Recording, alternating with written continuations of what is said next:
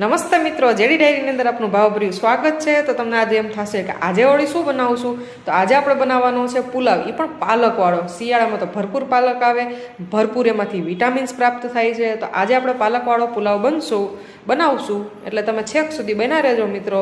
Video ગમે તો subscribe કરજો, ન ગમે તો ન કરતા। જો અહીંયા આપણે પાલક જે છે પહેલાં બાફી દેશું કુકરમાં, ચૂલા ઉપર ચડાવી દીધું છે આપણે, બરાબર।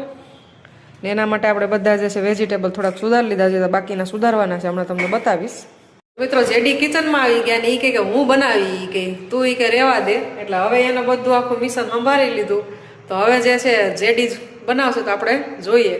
કુકરમાં એને તેલ મૂકી દીધું, આ બધા વેજીટેબલ કટ કરી લીધા છે, મસાલા। ઢીંગુબેન ટમેટો ખાય ને, ઢીંગુબેન સરસ લો, એવું છે, ઓકે।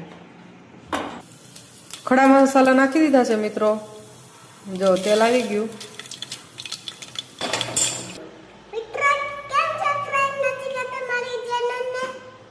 ઓકે, હાલો એ બધા જ વેજીટેબલ જે છે એ કુકરની અંદર મિક્સ થઈ ગયા છે। તો મેળો જે છે વેજીટેબલનો લાગી ગયો છે મિત્રો। તેલની અંદર આપણે બધા જ મસાલા જે છે પાકવા દઈશું, ત્યારબાદ આપણે ચોખા નાખશું। હવે જે છે થોડીક વાર મસાલાના આવી રીતના મિત્રો પાકવા દેવાના।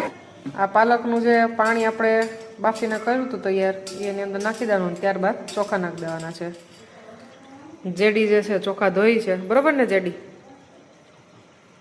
બેન?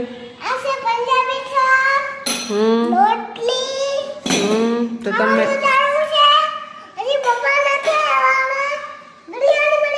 બિરયાની બી બની ગઈ, ઓકે।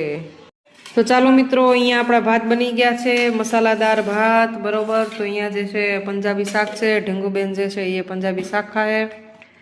ચલો જડી, હાલો બા। તો ચાલો મિત્રો જમવા બધા જ।